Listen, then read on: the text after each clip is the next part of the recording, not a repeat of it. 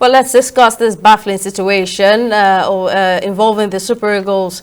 I'm joined by veteran sport journalist Solaja. Thank you, sir, for your time.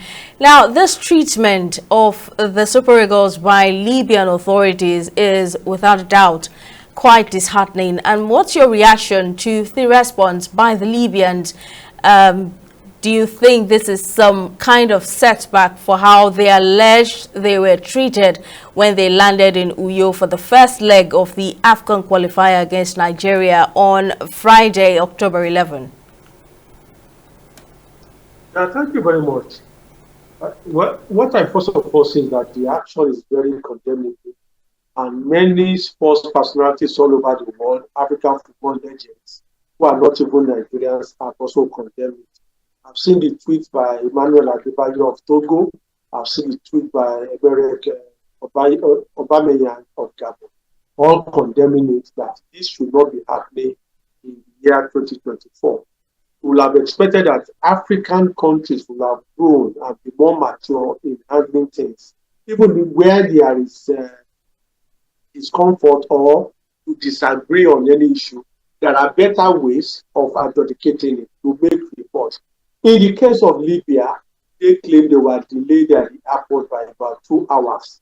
And now they decided that they were going to delay the Nigerian team indefinitely and probably will release them just on time for the match, which is very unhealthy, it's unethical, and it is very unsportsmanship.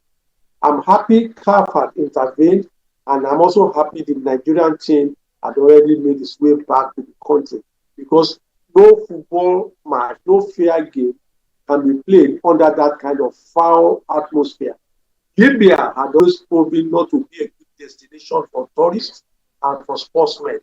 You recall that it's just recently that since 2013, FIFA and CAF did not sanction international football matches to be played in Libya, and they've just shown now why that sanction should still continue, that Libya is not a good place to play international football matches. Right, now that the Super Eagles have boycotted the match in Libya, do you think that they will be sanctioned?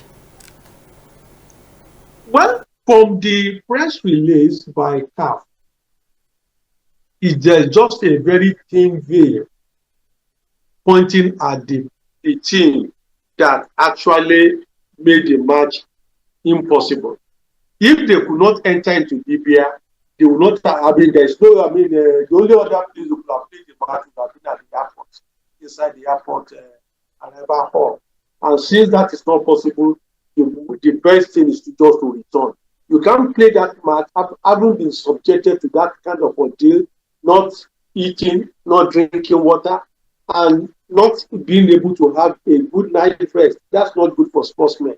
And from what CAF has released, the press release, is already an indication that the sanction will be on Libya, because the opening sentence decried the actions of the Libyans, because they condemned the action, and that they have now referred the situation to the disciplinary board of to investigate and sanction which party has infringed on the status of both CAF and FIFA.